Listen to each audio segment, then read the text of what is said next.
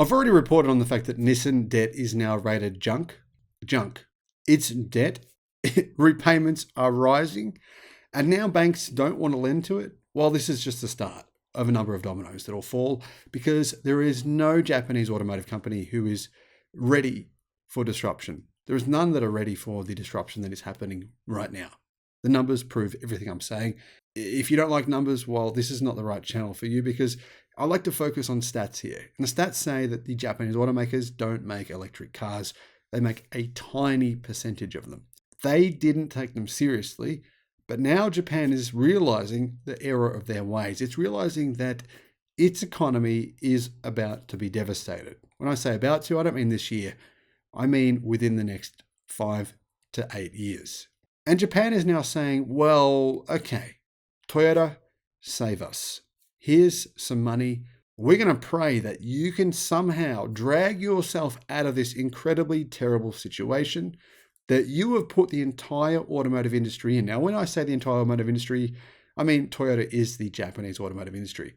They are in charge of the automotive industry peak body in Japan. They pretty much make the decisions for all Japanese automakers in Japan. People don't realize this. A lot of people think that all these Japanese automotive companies, they're all independent of each other. That is not actually true.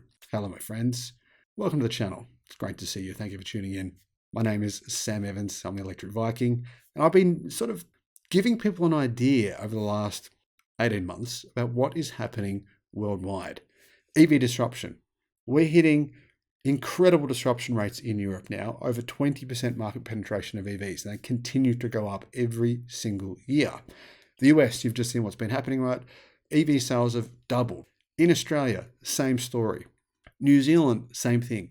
China, it's even worse because China is the biggest automotive market in the world, 27 million cars out of around 75 million sold per year. About 1 in every 3 cars sold worldwide is sold in China. And around 60% of the world's EVs are manufactured in China, not by Japanese automotive companies, by Chinese ones primarily, and by Tesla.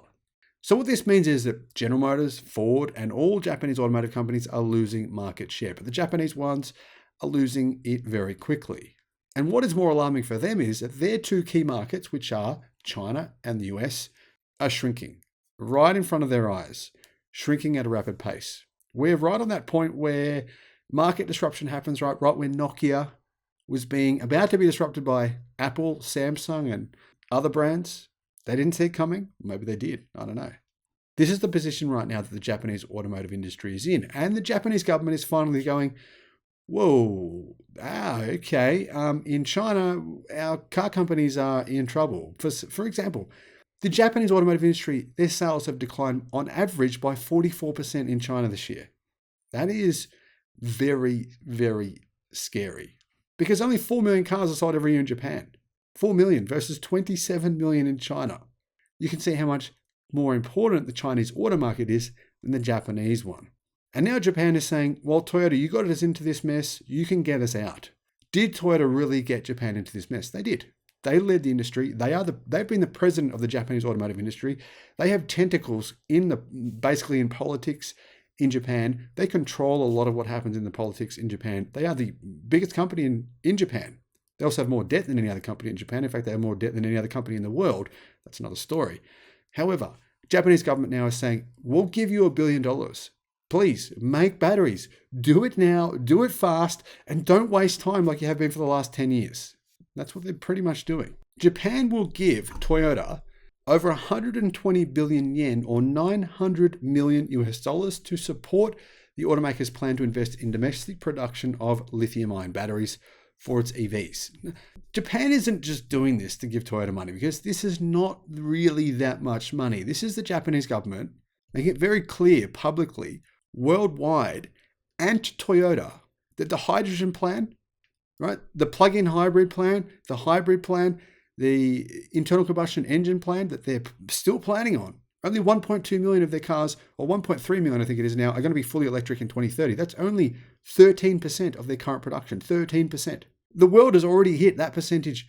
I think we're at 12% now, 11 or 12% in EV sales worldwide already today. Where will we be in 2030? Well, it'll be a lot more than that percentage.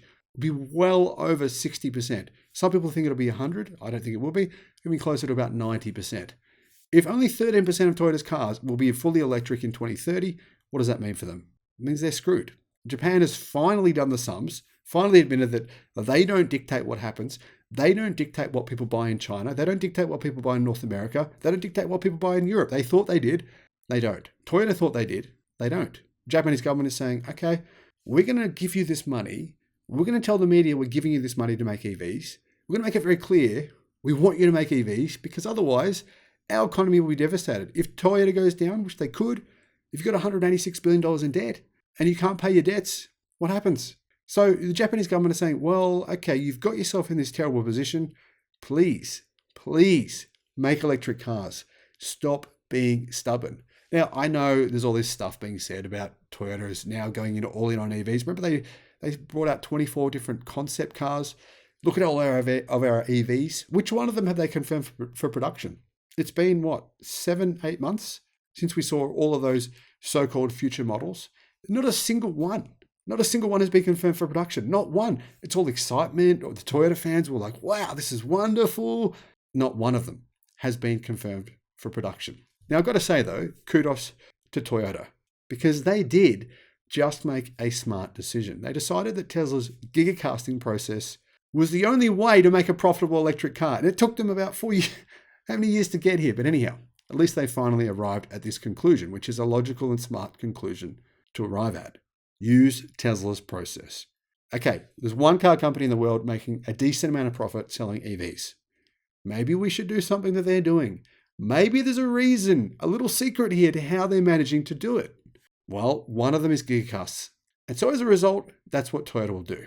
Now, one of the things that's going on right now as well is a bit of a war between Japan and the US and China. The Japanese government wants to help, in some degree, help the US to actually combat the Chinese hegemony. And this is not an exaggeration here. I mean, Japan controls the electric car market worldwide. I mean, China controls the electric car market worldwide. They own the means of producing electric cars at affordable prices. And they're doing more of producing them of them than anyone else can buy. Put every country together, combine them all together, every single country in the world, all of them together, don't make anywhere near as many EVs as China does. Where are the biggest battery companies? They're in China. Where's the cheapest production in? China. Where are the pretty much the only fully electric cars Toyota make? Where are they made? Majority of them in China by Chinese car companies, not even by Toyota, by joint venture partners. FAW make Toyota's electric cars. GAC make Toyota's electric cars. Does Toyota really make them?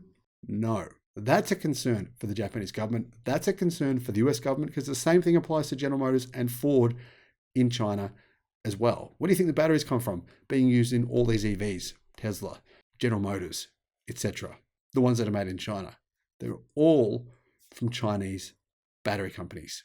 Japan's trade ministry is looking to secure supply chains away from China, a major player in, everything when it comes to EVs. Japan's trade ministry has designated storage batteries, including car batteries, as critical to economic security and has earmarked 330 billion yen in its second supplementary budget to support this supply and development. Now, I think they'd earmark many, many, many more. I think the money that they would invest would be probably 5 to 10 times more than this if they could afford it.